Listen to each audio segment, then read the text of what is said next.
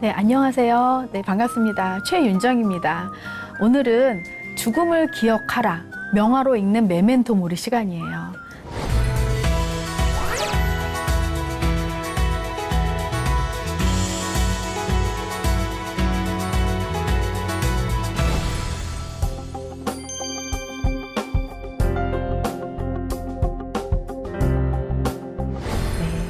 메멘토 모리 들어보신 적이 있으신지도 모르겠지만 메멘토 모리 뜻은요, 죽음을 기억하라 라는 뜻입니다. 네, 이 메멘토 모리의 기원은 과거로 거슬러 올라가요.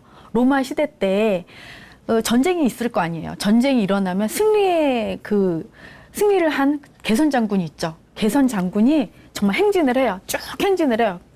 난 승리에 엄청 도취됐잖아요. 물리치고 왔으니까 얼마나 기쁘겠어요. 네. 요새 말 어깨에 뽕이 잔뜩 들어가 있겠죠. 네, 그래서 개선 행진을 해요. 근데 저 뒤에 노예가 뭐라고 소리치냐면 메멘토 모리라고 소리를 쳐요. 너의 죽음을 기억하라. 이 말의 뜻은 당신이 지금 승리에 도취하고 너무나 행복하고 이 세상에서 가장 지금 기쁨을 다 누리고 있는 것 같지만 당신 언젠간 죽어. 그러니까 겸손해. 이 승리가 다가 아니야. 너 다 살지 않았어. 이런 의미예요. 네. 그리고 메멘토 모리하고 짝꿍처럼 따라다니는 말이 또 하나 있어요. 카르페 디엠이라는 거예요. 이 뜻은요, 현재를 즐겨라. 라틴어거든요. 메멘토 모리도 라틴어였고 카르페 디엠도 라틴어예요. 현재를 즐겨라. 그래서 이것도 기원이 있어요. 로마 시대 때 연회가 열려요. 이제 술 먹고 파티하고 사람들이 먹고 마시고 즐기고. 그런데 은쟁반에다가 해골 있잖아요. 해골을 떡하니 올려놔요. 그걸 들고 이렇게 돌아다니는 거예요. 이렇게. 네. 지금 분위기 한창 좋은데 해골이 보이면 기분이 좀 이상하잖아요, 우리는. 근데 큰 의미가 있어요. 뭐냐면 해골을 보면 죽음을 생각하잖아요. 근데 지금 난 살아있어요. 내가 곧 죽어. 그러니까 이 순간이 얼마나 소중해요. 너무 소중한 거죠. 죽기 전에 이 소중한 순간. 술 맛이 더 달콤해졌다고 합니다. 그래서 메멘토 모리와 카르페 디엠은 같은 선상에서 죽음도 기억하면서 겸손해야 되고 또 죽음을 기억하면서 이 순간을 즐길 줄 알아야 된다라는 거예요. 자, 우리가 하는 얘기가 명화 얘기잖아요. 명화, 바니타스라는 말이 또 있어요. 이건 라틴어로 덧없음, 무상함, 공허함을 의미해요. 그래서 이 네덜란드 17세기의 네덜란드, 폴란드 지역에서 유행한 하나의 장르예요. 죽음을 그려요. 화폭에다가. 그래서 죽음 속 화폭에다가 해골을 올려놓고 또 쓰러져가는 초 있죠. 촛불이 닿는 그 초도 그려놓고 시들어가는 꽃도 시들고 죽잖아요. 그런 것들을 화폭에다 담아요. 그러면서 바니타스가 한때 유행을 했어요. 자, 그러면은 오늘 주제가 명화와 함께 하는 이거든요. 네. 명화란 뭘까요? 일단 유명해야 되겠죠. 제가 이렇게 그려가지고 둔다고 이게 명화겠어요? 절대 아니잖아요. 네. 명화는 일단 유명해야 돼요. 그리고 남들과 다른 화폭을 갖고 있어야 돼요. 독창성이라고 하죠, 그것을. 똑같이 베끼는 거는 취급 안 하잖아요. 우리 이미테이션 싫어하잖아요. 진퉁 좋아하잖아요. 네. 그 사람이 직접 그린. 하지만 독창성이 있어야 되는 거. 뭔가 달라야 돼요. 남하고는 달라다. 그런 독창성을 가져야 되고요. 시대성, 그 시대를 어느 정도 반영을 해야 되는 거예요. 어느 때부터는 고전파, 어느 때부터 갑자기 후기 낭만, 이게 아니거든요. 역사를 이렇게 이 시대부터는 화풍이 바뀌었네? 이런 맥락을 지을 수 있는 시대성을 갖고 있어야 돼요. 그리고 가치가 있어야 되는데 시대가 흘러도 변하지 않는 가치를 명화는 지니고 있답니다. 그래서 그 명화를 보면 감동과 영감을 줘요. 그런데 아무 그림이나 본다고 제가 얼마 전에도 미술관 갔다 왔는데 정말 애기가 그려도 그거보다 잘 그릴 것 같아요. 애기가 그려도. 근데 명화예요. 왜냐하면 가치를 인정받았잖아요. 남과 다른 화폭을 가졌잖아요. 네, 그러면은 우리는 생각을 해볼 수 있어요. 물론 전문가들이 볼 땐 진정한 가치지만 우리는 잘 모르잖아요. 우리가 무슨 명화 전문가도 아니고. 그래서 제가 생각한 게 나만의 명곡이 있는 것처럼 나만의 명화도 있어야 되겠구나라는 생각을 했어요. 저만의 명화. 네, 근데 화가랑 그리는 사람이랑 보는 사람의 입장이 달라요. 화가는 자기의 생각을 화폭에 담아요. 윤희상이라는 시인이 화가라는 시를 썼어요. 근데 그 시를 잠깐 얘기 드리면은 이 윤희상이라는 화가는 바람을 그리고 싶었어요. 바람이 눈에 보이나요? 안 보이잖아요. 네, 바람을 그리고 싶어서 수선화를 그려요. 수선화가 바람에 흔들리는 것처럼 하늘하늘한 수선화를 그렸어요. 근데 관객들 이렇게 그 입장에서 보이나요? 감상자 입장에서 안 보여요. 그러니까 화가는 바람을 보라고 그렸지만 보는 사람은 바람을 못 봐요. 그거는 화가 탓은 아니라는 거죠. 그러니까 철저하게 우리 보는 사람 입장에서 명화를 할 수가 있는 거예요. 명화라고 명명 지을 수 있는 거예요. 또 김란이라는 시인은 어떤 시를 썼냐면은 아름다운 명화라는 시를 썼습니다. 자, 이것도 되게 아름다운 시예요. 정말 어떤 내용이냐면 박달동 시민 산책로에 휠체어 한 대가 이렇게 오는 거예요. 그 휠체어에는 힘겹게 미는 할아버지, 그 휠체어는 할머니가 타고 앉아 있어요. 어깨가 성스럽대요. 그리고 가을이었나 봐요. 떨어지는 낙엽이 어깨에 내려앉아요. 아마 평생을 견디어준 칭찬일 거라는 거죠, 낙엽이. 그리고 서쪽으로 기우는 해가 두 노인을 따뜻하게 비추고 있어요. 이 분야는 말이 나는 지금 야외 갤러리에서 움직이고 있는 아름다운 명화를 감상하고 있다. 네, 되게 멋있죠. 우리가 명화라는 거는 꼭 무슨 뭐 엄청난 비싼 그런 명화가 아니라 우리 생활 속에서 이렇게 우리가 지금 얘기 듣고 있고 이렇게 즐기는 것도 하나의 명화로 볼 수 있는 거예요. 이렇듯이 화가도 그렇고 우리도 그렇고 그냥 일상생활 속에서 우리가 명화를 충분히 만들 수도 있고 감상할 수도 있어요. 저한테는 저 예전에 본 적이 있는데 직접 가서 봤는데 그 클로드 모네 아시잖아요. 클로드 모네 유명한 화가인데 수련을 연작이라는 거는 비슷한 그림을 계속 만들어내는, 쉽게 말하면 그런 연작을 그렸어요. 수련이라는 그 연못을 그렸는데 연꽃이 올라와요. 그래서 제가 그걸 보면서 어떤 생각을 했냐면 연꽃이 정말 막 아주 파릇파릇한 그런 잔디 속에서 살아나는 거 아니잖아요. 진흙덩이, 그 밑에 진흙이잖아요. 우리 연근, 저 연근 좋아하지만 연근 엄마 그 진흙 묻어 있고, 예, 그런 속에서 나와요. 줄기가 나오고 거기서 활짝 연꽃이 나오잖아요. 네, 이 삶이 너무나 녹록하지 않고 고통이고 괴로움이고 그렇긴 하지만 그래도 꽃을 피울 수 있는 희망이 있는 것처럼 보여요. 그래서 저는 저만의 명화는 클로드 모네의 수련이라고 합니다. 네, 수련. 그리고 드라마, 제가 아까도 드라마 얘기했지만 드라마가 어떤 드라마가 있었냐면 슬플 때 사랑한다라는 드라마가 있었어요. 많은 분들이 아마 보지 못하셨을 거예요. 인기가 딱, 네, 인기 있었던 것 같기도 한데, 네, 이 여자 주인공이 나오는데 화가예요. 그림을 그려요. 근데 그 남편한테 맨날 구타를 당해요.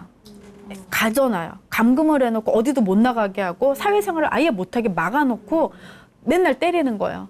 엄마를 닮았다는 이유로. 그래서 이 여자가 그림을 그려요. 자기의 그 슬픈 마음을 담아서 뭘 그리냐면 꽃을 그려요. 근데 꽃이 노란 꽃, 파란 꽃, 빨간 꽃. 뭐라고 하냐면 이건 제가 맞은 멍들 같아요.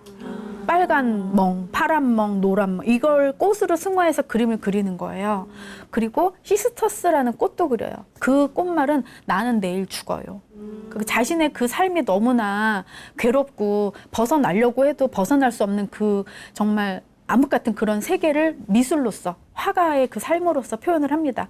이렇게 명화가 완성되기까지는 그 각자 화가의 삶과 눈물과 아픔, 고통 다 녹아 있는 거예요. 명화가 어렵지 않죠. 그냥 그 우리 인생 이야기예요. 네. 그래서 고흐 아시잖아요. 유명한 고흐. 네. 고흐가 별을 많이 그렸죠. 별이 빛나는 밤도 그렇고 롱가의 별이 빛나는 밤 이렇게 그렸어요. 그런 별을 그렸는데 그 고흐의 유명한 그림은 귀가 잘린 그림이잖아요. 고흐의 삶은 정말 너무 슬퍼요. 네. 네덜란드 출신으로서 파리에서 활약을 했어요. 목사의 아들로 태어났고 27살에 화가로 데뷔를 합니다. 그리고 1000통이 넘는 거의 1600통 가까이 되는 편지를 썼어요. 독서 광이었대요. 고흐가 정말 너무너무 감성적이고 그리고 사랑을 하고 싶어 했던 사람이에요. 그래서 정말 여자가 그 사랑을 하고 싶어서 여자들에게 많은 구애도 했었고 저 여자가 나를 사랑했으면 좋겠고 이런 걸 했지만 결국엔 다 거의 짝사랑으로 끝나고 연애를 제대로 해본 적이 없어요. 어떻게 해서 귀를 자르게 됐냐면 고갱은 친구도 많이 없어요. 근데 고갱이라는 친구가 새로 생겼단 말이에요. 근데 자기의 작품하고 고갱 작품하고 뭔가 실갱이가 있었나 봐요. 그러니까 뜻이 안 맞으니까 홧김에 귀를 잘라요. 네. 그러면서 이제 약간의 그 정신 착란이 있었겠죠. 근데 정말 천재들이 가끔 미치는 경우가 많아요. 너무 똑똑하면 안 돼요. 다행이라고 생각해요, 저는. 그래서 똑똑하지 않아. 다행이다. 예, 그래서 37살에 권총 자살을 해요, 고흐가. 네. 그래서 그러니까 정신 착란도 일으키고 이런 생각도 하고 그다음에 사랑을 하고 싶지만 사랑하는 사람이 없어요. 말년에는 거의 매춘부하고 같이 동거를 해요. 그것도 자기가 낳은 아이도 아닌 아이를 돌보면서 이렇게 정말 사람을 그리워하고 그리고 동생 태호한테 항상 용돈을 받아 썼어요. 그러니까 물감 살 돈이 없는 거예요. 없으니까 동생한테 맨날 돈을 받아 써요. 동생한테 와이프가 있겠죠. 여러분도 하셨으면 모르지만 네. 내 남편이 자꾸 형한테 돈을 갖다 주면 어떤 여자가 좋아하겠어요. 너무 싫어하죠. 그러니까 태호는 맨날 바가지를 긁히면서도 그 형의 천재성을 알아봐서 몰래 계속 도와주는 거예요. 근데 그러면은 보답을 하듯이 그림이 잘 팔리면 좋잖아요. 안 팔려요. 살아생전 딱 한 점 팔려요, 그림이. 그러니까는 그림만 그릴 뿐이지 아무런 소득이 없는 거예요.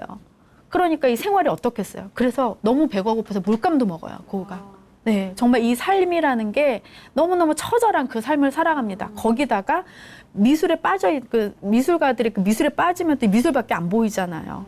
그런 괴로움, 더 잘 그리고 싶은 괴로움, 네, 그리고 불운한 상태, 이런 모든 그 고난을 역경을 헤쳐나가면서도 그림을 그려요. 네, 그래서 권총 자살을 하고 이제 바로 죽는데 그 이후에 6개월 후에 동생 태호도 따라 죽는 비극이 일어나요. 네. 그렇게 해서 짧은 생을 마감을 했고요. 이런 말을 해요, 고우가. 고우를 이제 표현할 때 이렇게 표현을 하는데, 영혼과 생명을 바쳐 그림을 그린 화가. 영혼과 생명, 자기의 죽음까지 다 화폭에 담았어요. 고우는 글을 잘 썼다고 했잖아요. 진짜 필체가 너무너무 훌륭한데요. 제가 읽어드릴게요. 편지예요. 내 그림들, 그것을 위해 난 내 생명을 걸었다. 그로 인해 내 이성은 반쯤 망가져 버렸지. 열심히 노력하다가 갑자기 나태해지고 잘 참다가 조급해지고 희망에 부풀었다가 절망에 빠지는 일을 또다시 반복하고 있다. 그래도 계속해서 노력하면 수채화를 더 잘 이해할 수 있겠지. 너무 환경이 괴로워요. 그렇지만 희망을 가지려고 노력을 하는 거예요. 수채화를 더 잘 그리고 싶다. 예, 정말 이 깜깜한 어둠 속에서 빛 한 줄기를 찾으려고 엄청 애쓴 그 고우의 흔적입니다. 우리는 별을 볼 때 어떤 희망을 보잖아요. 근데 고우는 죽음을 생각했어요. 론가의 별이 빛나는 밤이라는 작품이 있는데요. 그 강이 보이고 별이 이렇게 반짝반짝 나오는 그런 그림이에요. 고우가 이렇게 얘기를 해요.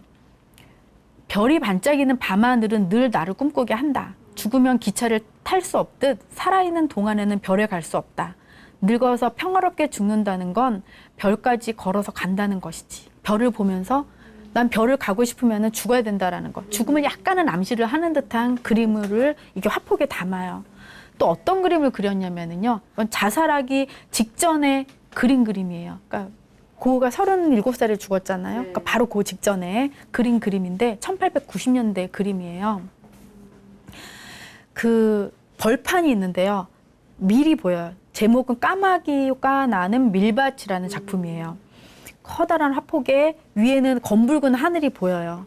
그리고 밀이 있는데 다 익었어요. 거의 쓰러질 것 같은 밀. 거칠어요.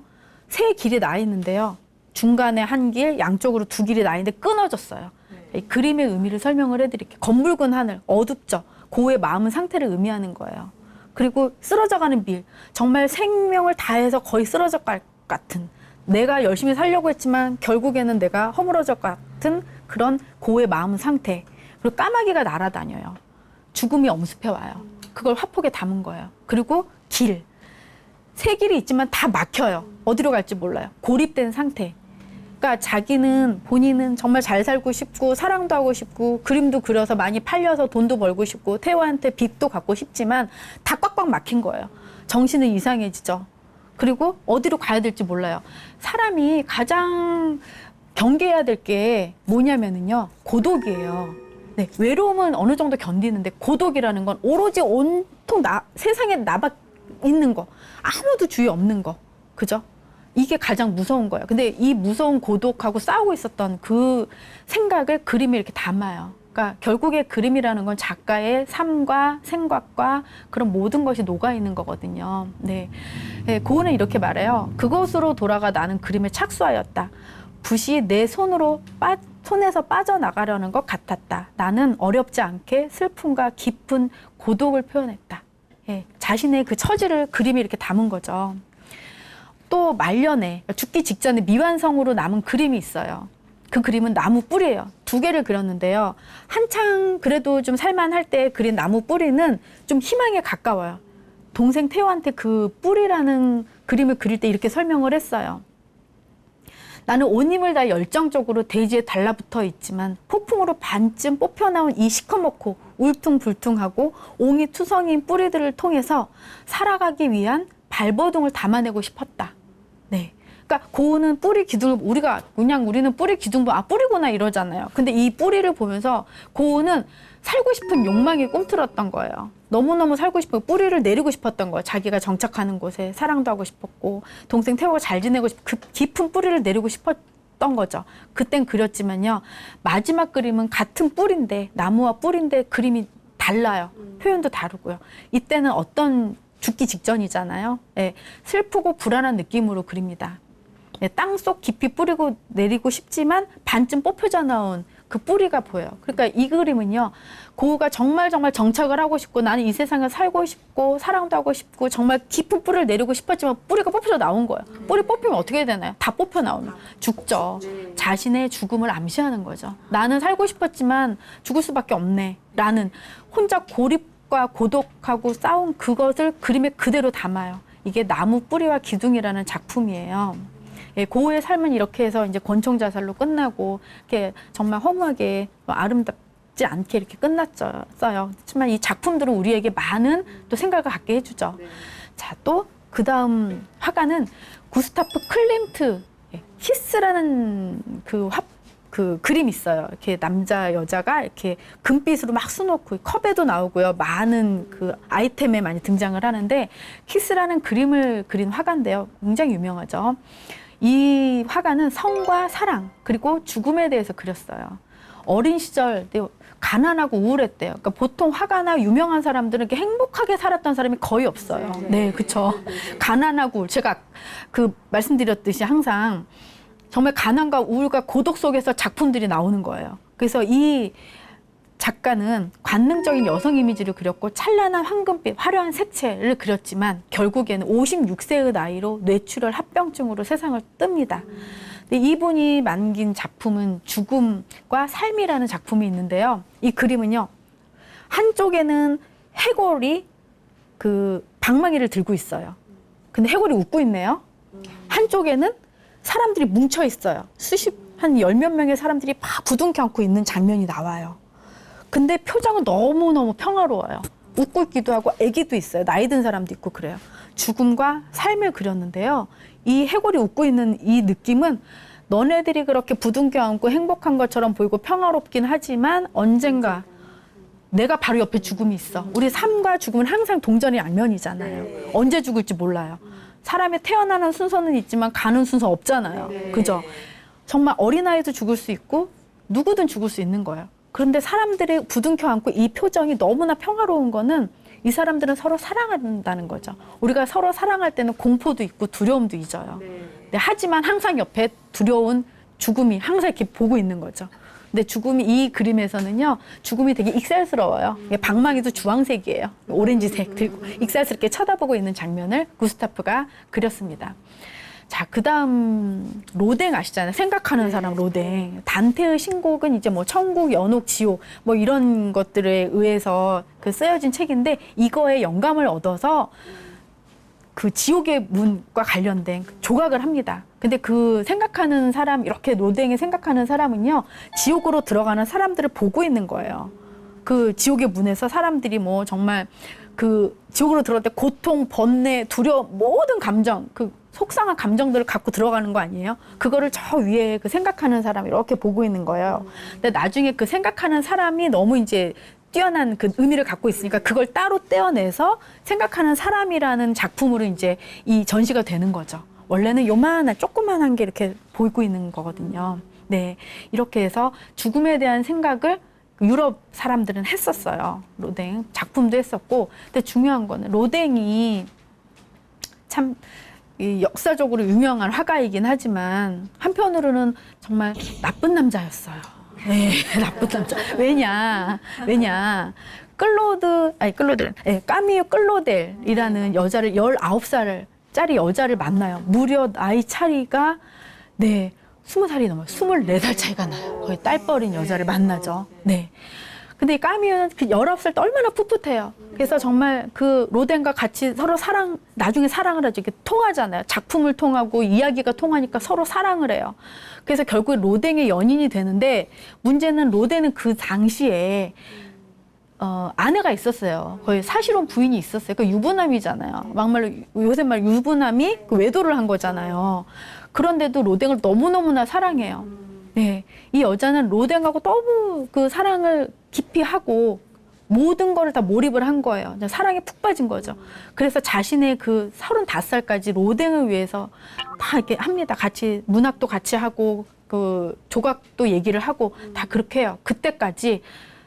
네, 이별 통보를 받아요. 30대 그 때에. 그러니까 얼마나 천천병력 같아요. 근데 왜 이별 통보를 받냐면 들킨 거죠. 로댕이 그 외도한 거를. 그래서 아내 로즈가 와가지고 난리를 쳐요. 그래서 둘이 떼어나요. 그런데 로댕이 아내 편을 들어버려요. 그래서 그냥 버림받는 거예요. 그러니까 자신의 그 꽃다운 20대를 다 바쳤는데 그 남자한테 버림받잖아요. 네. 그래서 술과 병과 유산도 겪어요. 그런 모든 걸 겪고 분노하고 배신하고 그 모든 것을, 그 남은 삶을 로댕만 생각하는 거예요. 좀 빠져나왔으면 좋겠는데 이게 너무 여렸나 봐요. 근데 로댕이요, 엄청난 실력가예요. 그러니까 시대를 잘못 태어났지, 지금 이 시대에 태어났으면 거의 세계 인류 조각가가 됐을 거예요. 그걸 로댕도 인정을 했거든요. 네. 그래서 그 클로델의 동생이 이런 말을 해요. 하늘이 그녀에게 준 재능은 모두 그녀의 불행을 위해 쓰여졌다. 왜냐하면은 그 당시에 여자가요, 조각하고, 조각이 특히 나체잖아요. 근데 나체를 조각하고 굉장히 이상한 시선으로 봤어요. 그러니까 시대를 잘못 태어난 거예요. 그러니까 너무 재능은 있지만 성공을 못했고, 남자한테 버림받고, 술, 병, 이런 거를 막 하다가 49살에 결국은 우울증에 걸리고 정신 이상이 돼서 정신과에 입원을 해요. 그리고 79세에 사망을 하는데 그때까지 정신병원에서 한 번도 나오지를 못해요. 결국엔 그 모든 그 인생을 남자, 그리고 미술, 그리고 정신병원에서 생활하다가 마무리를 합니다. 너무나 안타까운 그런 인생을 살았죠. 이분이 작품을 하나 만들었는데요. 작품이 남자가 하나 있는데 남자를 끌고 가요. 어떤 여자가. 예, 남자를 끌고 가요. 남자는 힘이 없는 표정으로 끌려가는 장면이 나와요. 남자 손이 이렇게 있는데 그 손을 어떤 여자가 부여잡아요. 이게 중년이라는 작품인데요. 이 작품을 해석을 하면은 좀 눈치가 좀 있으시면은 빠르시면 아실 거예요. 그 남자는 로댕이에요. 아내가 끌고 가요. 힘없이 끌려가요. 붙잡는 나. 이 처절하게 정말 가지 마세요라고 붙잡는 자신의 처지를 조각으로, 예, 이렇게 형상화해서 나타냈습니다. 그러니까 보면은 자신의 생활이에요. 거의 작가들의 작품은 내 생활, 내 생각, 정말 맞는 얘기죠. 네, 그리고 또 이렇게 비운의 여인이 또 하나 있어요. 멕시코 여류 화가예요. 프리다 칼로라는 되게 유명한, 지금은 정말 유명한 멕시코 여류 화가로 엄청난 그 명성을 떨치고 있는데, 이 화가는 6세 때 소아마비가 걸립니다. 그리고 18살 때 교통사고를 당해요. 그러니까 되게 똘똘한 친구예요. 근데 교통사고를 당했을 당시에 의사로 가기 위해서 의과대학을 다니고 있었어요. 근데 사고가 난 거예요. 어떤 사고가 났냐면 그 버스하고 이 여자가 타고 있는 버스와 전철이 충돌을 해요. 근데 버스에 강철봉이 있잖아요. 버스에 보면 봉이 있는데 옆구리를 뚫어요. 그리고 골반을 지나서 허벅지로 관통을 해요. 너무 끔찍하죠. 그러니까 정말 사람이 겪을 수 있는 고통을 다 겪는 거예요. 최고의 고통을 겪는 그런 아픔을 겪었어요. 그 18살에 사고가 나고 계속 병원에서 누워만 있는 거예요. 뭐 일어날 수가 없는 거죠. 그러니까 부모님들이 똘똘한 딸이 안 그래도 소아마비인데 뭐라고 표현했냐면은 자기가 그 다리를 다쳤을 때는 정말 다리가 그냥 부서진 거다. 내 인생이 부서진 거다라고 표현을 했거든요. 딸이 혼자 그렇게 있는 게 안타까워서 원래 의술에 관심이 있었지만 부모님이 그림을 그리라고 마련을 해줘요. 그러니까 누워서 계속 보이는 건 본인 얼굴이잖아요. 그래서 본인 자화상 그때부터 그려요. 네, 그리는데 한참 그리니까 너무 잘 그리는 것 같거든요. 근데 평가를 받고 싶은 거예요. 근데 그 당시에 유명한 화가가 디에고라는 화가가 있었어요. 나이 차이가 굉장히 많이 나요. 스물 몇 살 이렇게 차이 나요. 근데 그 디에고를 불러와요. 아, 이렇게 우리 딸이 그림을 그렸는데 한번 평가를 해주세요. 딱 봤더니 너무 잘 그렸거든요. 너무 괜찮아요. 그래서 디에고가 조언도 해주고 디에고하고 친해졌어요. 둘이 결혼을 합니다. 근데 이미 디에고는 세 번째 결혼이에요. 나이가 많았으니까 거의 30살 가까이 차이 나니까 세 번째 결혼을 해요. 그래서 정말 코끼리와 비둘기의 결합이다 이렇게 얘기를 할 정도로 네, 디에고는 덩치도 크고 예, 프리다는 너무 조그맣고 예쁘고 그런 비둘기 같은 여자였어요. 근데 이 결혼이 참 불행의 시작이었어요. 이 프리다는 세 가지 소원이 있었어요. 디에고를 너무 사랑했어요. 디에고가 평생 사는 거, 그림을 그리는 거, 그리고 혁명가가 되는 거, 이 세 가지 소원을 갖고 있었어요. 그러면서 리베라가 이제 디에고 리베라인데, 리베라는 나에게 있어서 사랑이자 증오이고, 기쁨이자 지극한 고통이고, 갈망이자 짐이고, 희망이자 절망이고, 연인이자 적이고, 네. 결혼 생활 동안 고독과 고통과 피눈물을 흘리게 했어요. 왜냐면요, 외도가 끊이질 않았거든요. 네. 심지어는 이혼하게 된 계기가 있어요. 심지어는 디에고의 친여동생하고도 외도를 한 거예요. 그 충격에 의해서 이혼을 합니다. 그리고 그 속상한 그 마음들을 그림으로 다 풀어요. 근데 이 프리다는 임신을 하고 아이를 낳고 싶었는데 계속 유산을 해요. 그래서 유산하는 그 그림들이 있어요.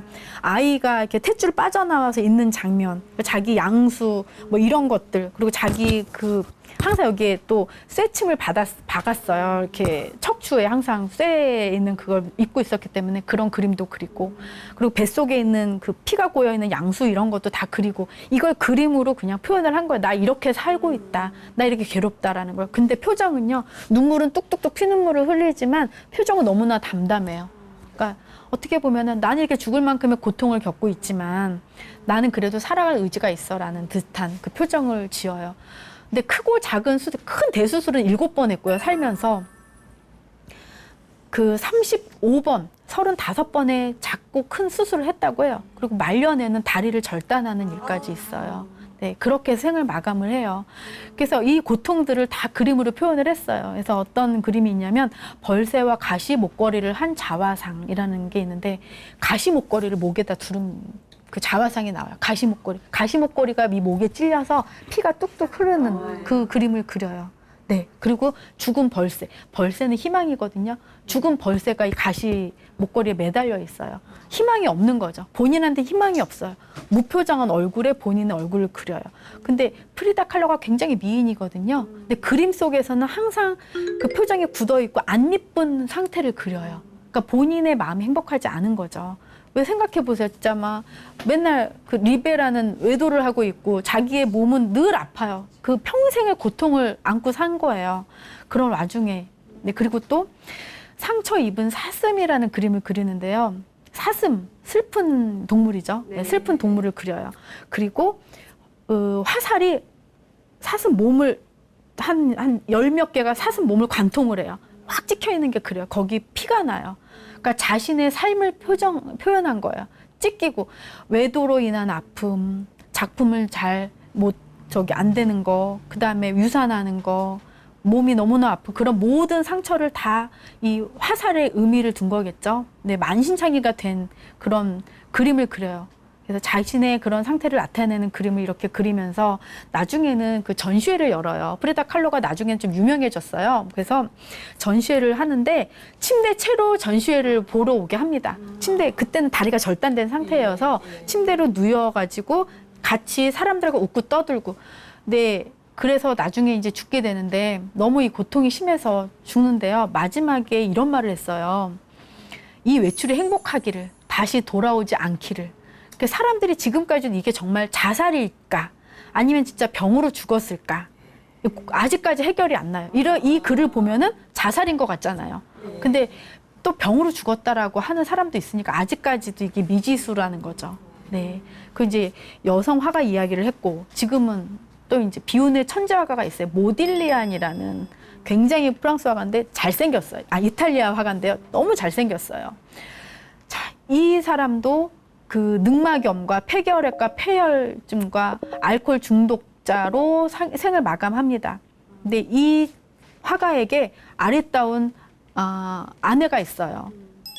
근데 이 모딜리아니도 역시 아시다시피 모든 화가가 거의 가난해요. 그러니까 뭐 정말 돈이 없는 거예요. 근데 어떤 부모가 나이 차이도 21살이나 차이 나는데 그렇게 차이 나는 14살 차이 죄송합니다. 14살 차이 나는 딸을 주겠어요.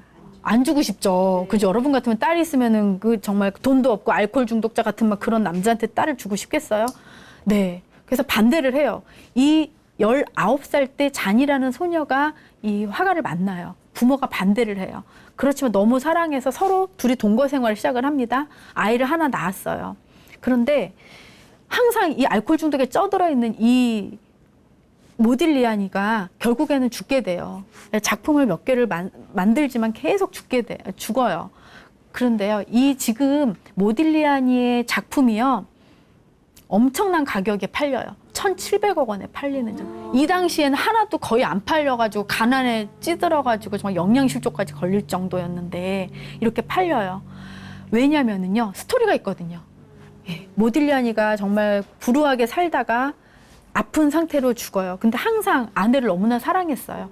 나의 영원한 그 모델이 되어줘 그랬어요. 근데 아내가요, 22살이었어요. 그러니까 첫째를 낳고 둘째를 임신한 상태에서 남편이 죽은 거예요. 네, 너무 괴로워서 며칠 후에, 장례 다 치르고 며칠 후에 그 아파트 6층 정도 되는 아파트에서 떨어져서 자살을 합니다. 그러니까 아이를 가진 네, 그래서 그 영원한 사랑을 이룬 거죠, 정말. 가장 사랑하는 그 순간에 죽기 때문에 이 모딜리아니와 이 잔느의 그 영원한 사랑, 그 스토리가 돼서 이 그림들이 어마어마한 가격에 지금 팔리고 있어요. 근데 살았을 때 이렇게 잘 살았으면 얼마나 좋았겠어요. 네. 그래서 이 모딜리아니는 그 본인의 삶이 너무나 좀 안 좋았기 때문에 그림도 그거에 반영이 되는데요. 항상 텅 빈 눈을 그려요. 눈동자가 없어요. 내적 불안, 고통을 의미합니다. 서글픔을 담고 있죠. 눈이 텅 비었다는 건 그런 의미를 담고 있고, 또 항상 얼굴을 길게 그려요. 목도 길게 그려요. 길쭉길쭉하게 그려요. 이거는 슬픈 듯한 걸 의미한대요. 그리고 항상 숨기는 듯한 슬픔. 네, 슬프게 보이는 거. 슬픔이 주제예요, 거의. 그리고 슬픔을 감추려고 하지만 모딜리아니의 그림에서 우아함이 또 뿜어져 나와요. 그렇기 때문에 이 모딜리아니의 이 그림이 굉장히 가치가 있다라고 우리가 생각을 할 수 있죠. 잔에게 이런 말을 해요. 당신의 영혼을 보게 되면 그때는 눈동자를 그릴 수 있을 거야. 네, 항상 눈동자를 빼고 그렸거든요. 아마 같이 이렇게 어떻게 영원한 사랑을 이루었으니까 그때는 그림을 그렸겠죠, 눈동자를. 네. 그리고 이제 외국의 화가만 이렇게 슬픈 사연이 있냐? 아니에요. 한국의 화가도 슬픈 사연이 너무나 많아요. 이중섭 아시잖아요. 소를 그린. 소는 그 사람의 어떤 격렬함과 고난, 고통, 그런 것들이 다 드러나요. 그래서 작품에 가치가 있는데요. 이분도 역시 가난에, 네, 진짜 찌들었어요. 네, 그래가지고 팔리지도 않는 그런 상황의 속에서 이제 죽음을 맞이하게 됐는데, 1951년도 이제 6.25를 피해서 제주도로 피난을 갑니다. 가족을 다 데리고. 근데 이중섭의 아내는 일본 사람이에요. 일본 사람 만나서 일본에서 공부할 때 만난 여인인데 너무 사랑해서 일본 여자랑 결혼을 하고 아이 둘을 낳아요. 그리고 전쟁이 발발해서 제주도로 가요. 근데 제주도로 가 있다가 조금 더 있다가 이제 부산으로 다시 가요. 그런데 그때 당시에 그 일본으로 건너갑니다. 가족 이중섭만 남기고 아내와 아이들이 일본으로 가요. 근데 예전에는 뭐 이중섭을 버리고 일본으로 갔다, 생활고 때문에. 근데 그게 아니라 일본의 아버지가 위독한 거예요. 위독했기 때문에 아이들이 되고 잠깐 일본으로 간 거예요. 그냥 다시 오려고 갔는데 그 사이에 일본하고 수교가 단절이 돼요, 우리 한국하고. 그러니까 이게 현해탄을 못 건너는 거예요. 그래서 결국은 죽을 때까지 아내 얼굴과 아이 얼굴을 못 보고, 네, 43세에 죽거든요. 41인가 보다. 죽는데 그때 못 봐요. 그러니까 평생 그 남은 그 아내를 너무 사랑하고 아이들을 너무나 사랑했지만 너무 그리움에 한이 맺혀가지고 그렇게 그림을 그려요. 그때는 그림이 안 팔렸잖아요. 네, 지금은 그 소그림이요 47억 원입니다. 네. 아이러니하죠. 네. 그래서 화가들이 정말 죽은 다음에 그 작품의 가치가 인정받는다는 게 참 슬픈 현실이에요. 네. 그래서 아내에게 많이 편지도 쓰고 현해탄 건너서 아이들에게도 편지도 쓰고 정말 가정적인 남편이었고 아내와 아이들을 하염없이 기다려요. 그래서 그 기다림을 담은 그림도 그려요. 돌아오지 않는 강. 돌아오지 않는 강. 예, 확 와닿았죠. 네. 하염없이, 근데 그림은요, 엄마를 하염없이 기다리는 아이의 모습이에요. 예, 그래서 아마도 일본으로 건너간 가족들을 그리면서 언제는 만나겠지, 희망을 품고 살고 있는 그 본인의 모습을 그린 거예요. 얼마나 가난했냐면은요, 도화지 하나 살 돈이 없었어요. 그래서 은지화라고 하는데 담배 속에 보면 은색 종이 있잖아요. 예전에. 지금은 없을 거예요. 예전에 있잖아요. 거기다 송곳으로 그림을 그리는 거예요. 그 은지화. 그래서 그 물고기와 아이들도 많은 작품을 은지화에다가 저 요만한 종이에다가 그걸 담는 거예요. 근데 지금은 그 그림은 엄청난 가치가 있죠. 그 정도로 그렇게 하는데 김승희라는 작가가요. 시를 하나 썼어요. 이중섭을 생각을 하면서 너무 가슴 아픈 시라서 제가 읽어드리고 싶어요. 한 사랑 있어 사람이 죽는다는 건 정말일까? 그리움이 얼마나 컸으면 중섭은 미쳐서 죽었을까?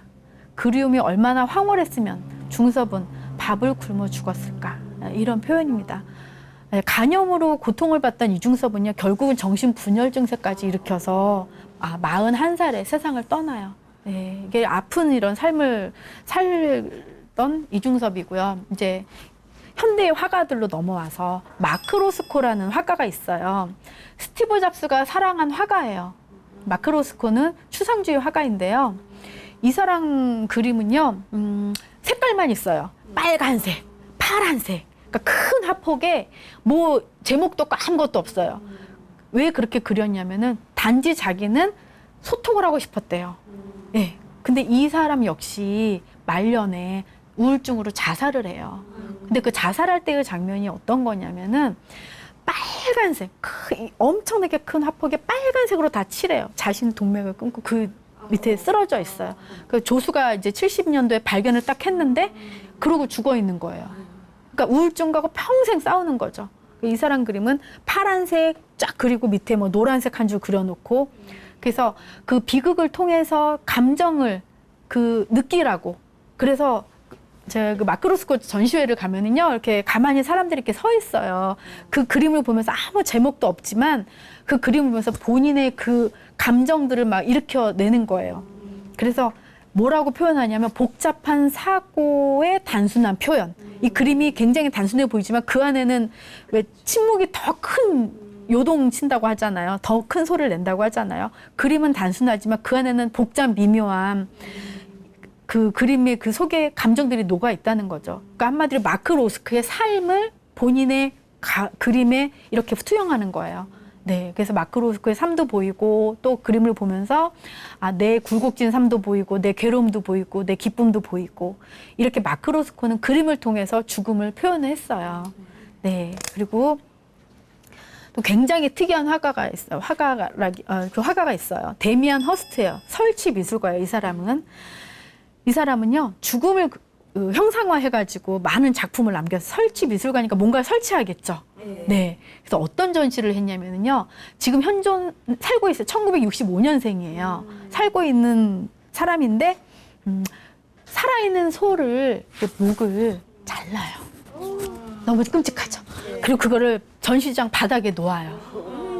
네. 전시장 바닥에 놓으면 그러니까 사람들이 처음에 이 전시를 못 하겠어요. 너무 끔찍하다. 너무 이상하네. 어떻게 이런 전시를 할 수가 있냐. 바닥에 놓으면 거기에 팔에도 들끓고 막 이러잖아요. 그것 자체가 작품이 되는 거예요.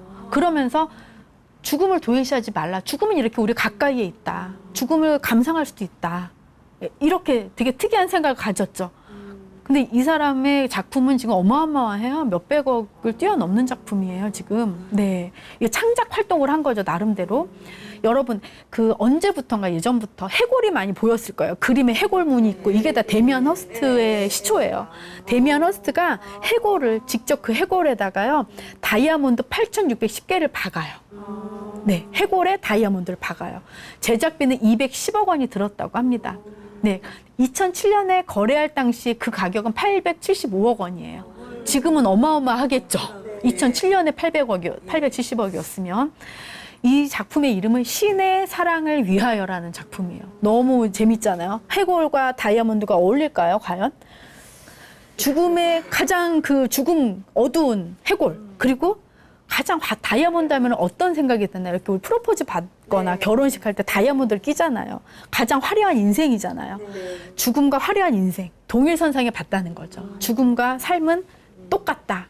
그래서 이런 말을 해요. 죽음을 두려워하기보다는 축하하는 작업으로 두려움을 이기고 받아들이고 극복하고자 이 작품을 제작했다. 죽음 멀리하지 말라는 거죠. 죽음은 우리 생활에 가까이 있고 화려함과 죽음 같이 갈 수 있어. 예. 아까 말했던 그런 작품들하고 유사하죠. 죽음과 삶이 같이 있었던. 그리고 어떤 작품도 했냐면요.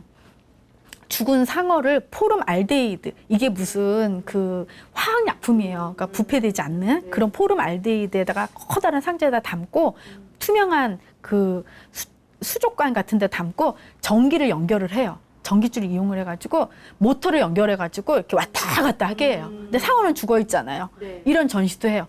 이름이 굉장히 철학적이에요. 아, 어려워요. 아무리 뜻을 해석하려고 해도 도저히 제 머리로는 해석이 잘 안 돼요.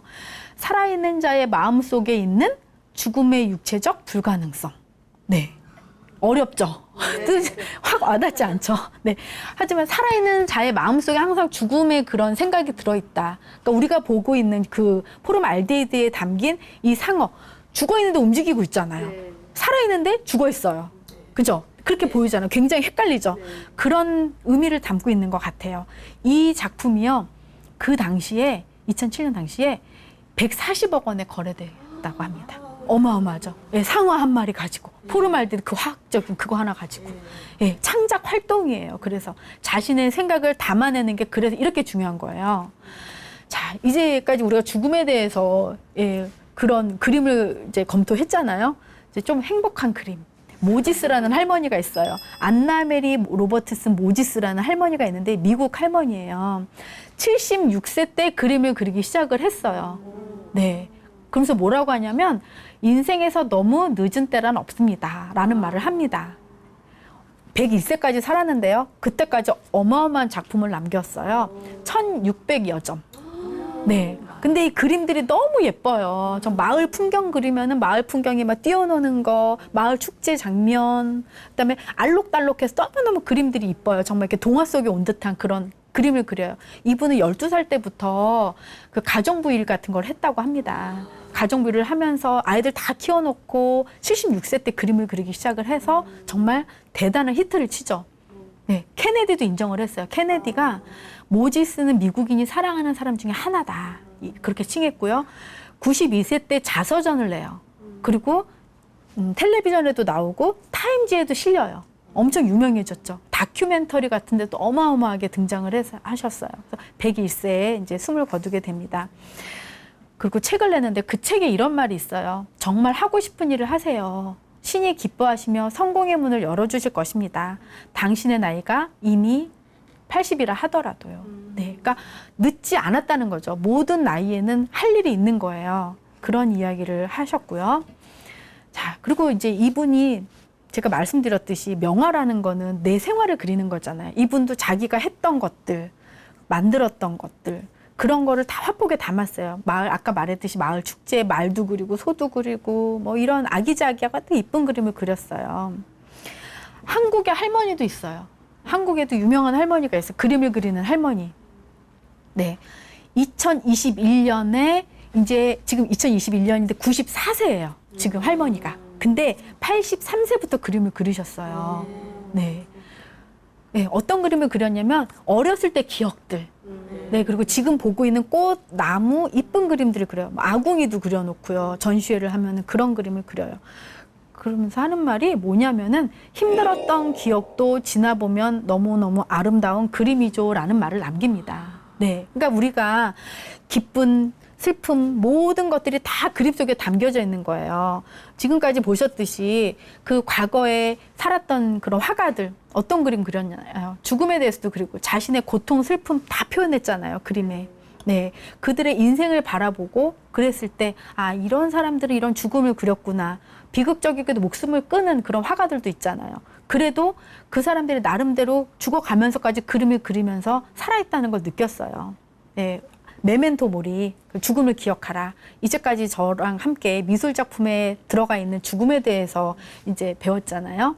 네, 그래서 우리는 모든 사람들이 이제 죽어갈 때까지 겸손해야 되고, 네, 메멘토모리를 기억하면서 카르페 디엠, 또 이 순간을 행복하게 살 수 있어야 돼요. 죽음을 생각하면서 아 너무 소중해. 오늘 즐겨야 되겠다. 마음 먹을 수 있어요. 그리고 사랑해야 하는 이유, 최선을 다해서 삶을 사랑해야 하는 이유들을 그림을 통해서 느낄 수 있어요. 그래서 조금 이렇게 시간을 내셔가지고 미술관이라든지 이제 가시면서 그 화가들의 그림을 보면서 내 인생도 비춰보면서 위로도 얻어보시고 말도 걸어보시고 하시면은 정말 좋은 감상의 시간이 될 것 같아요. 여기까지 매일매일 행복하게 살기를 바라면서 미술과 함께 강의를 마치도록 하겠습니다. 네, 감사합니다.